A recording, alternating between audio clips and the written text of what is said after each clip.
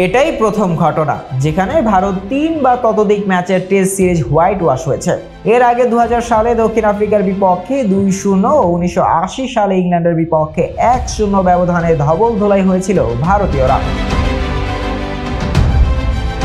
একই সঙ্গে ১৯৮৩ সালের পর ঘরের মাটিতে এবারই প্রথম ৩ ম্যাচের সিরিজের সবকটি ম্যাচ হারলো তারা। এটাই প্রথম ঘটনা যেখানে কোনো টেস্ট সিরিজের ৩টি ম্যাচই জিতলো নিউজিল্যান্ড। এর আগে তারা সাদা পোশাকের কোনো সিরিজে ধারাবাহিকভাবে ৩টি ম্যাচ জিততেই পারেনি।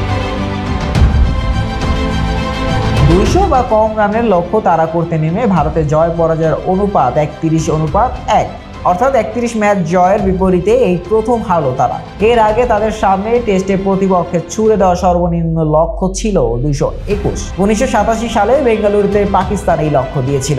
এটা তাদের ক্রিকেট ইতিহাসে দ্বিতীয় সর্বনিম্ন রান যেটা তারা করতে নেমে হেরেছে। এর আগে ১৯৯৭ সালে ব্রিজটাউনে ওয়েস্ট ইন্ডিজের বিপক্ষে ১২০ রান তাড়া করতে নেমে ৮১ রানে গুটিয়ে দিয়েছিল ভারত। ২০২৪ সাল নিজেদের মাঠে খেলা ১০ টেস্টের ৪টিতে হারলো ভারত। এক বছরে এর চেয়ে বেশি টেস্ট কখনো হারেনি তারা। ১৯৬৯ সালে ৮ টেস্ট খেলে সমান 4টি হেরেছিল উপমহাদেশের দলটি। একই সঙ্গে অধিনায়ক হিসেবে ঘরের মাঠে পঞ্চম টেস্ট হারের স্বাদ পেলেন রোহিত শর্মা, ভারতের অধিনায়কদের মধ্যে যা দ্বিতীয় সর্বোচ্চ। ভারতের ৯ টেস্ট হেরে এই তালিকায় সবার ওপরে মনসুর আলী খান পাতৌদি। ১৯৬৯ সালে ঘরের মাঠে তার নেতৃত্বে 4টি টেস্ট হেরেছিল ভারত। নিউজিল্যান্ড স্পিনার এজাজ প্যাটেল ওয়াংখেড়ে স্টেডিয়ামে এখন পর্যন্ত 2 টেস্ট খেলে নিয়েছেন 25 উইকেট। এর মধ্যে দিয়ে ইংলিশ কিংবদন্তি ইয়ান বোথামকে 22 উইকেট পেছনে ফেলে সফরকারী বোলারদের মধ্যে এই মাঠের সফলতম বোলার এখন তিনি। টেস্ট ইতিহাসের ৮ম সফরকারী বোলার হিসেবে একই ভেন্যুতে 2টি 10 উইকেট নেওয়ার রেকর্ড গড়লেন এজাজ প্যাটেল। ওয়াংখেড়েতে এই কীর্তি গড়লেন এজাজ।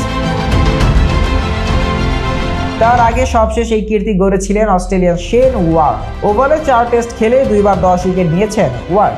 মুম্বাইয়ে 2 ইনিংসেই 5 উইকেট নেওয়ার কীর্তি গড়েছেন এজাজ প্যাটেল ও রবীন্দ্র জাদেজা।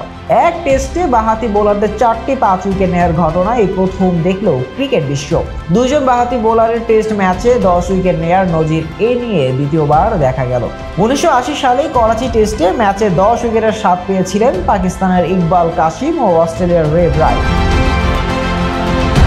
শাহরিয়ার আহমেদ জয়, ডেস্ক রিপোর্ট, আইকন স্পোর্টস।